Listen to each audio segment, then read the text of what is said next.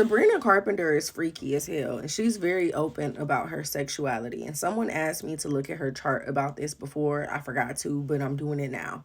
So before we get into Miss Sabrina's chart, moonruledmommy.com to book a birth chart reading. I can answer any questions that you have about your own chart and your astrology. So book with me. Venus is the planet that is associated with sex. Mars is the modern ruler, but I feel like Venus is more fitting because Venus is the planet that represents desire.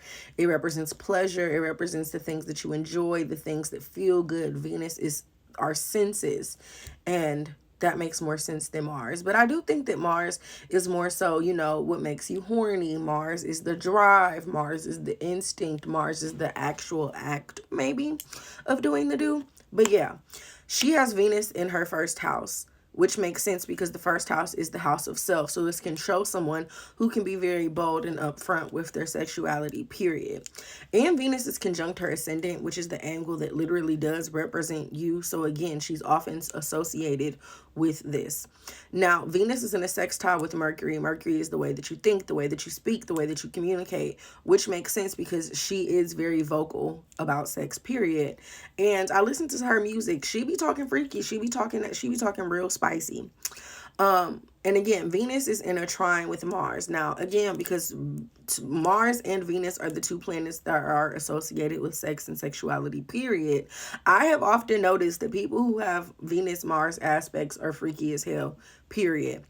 And Venus is also the planet that rules her Mars.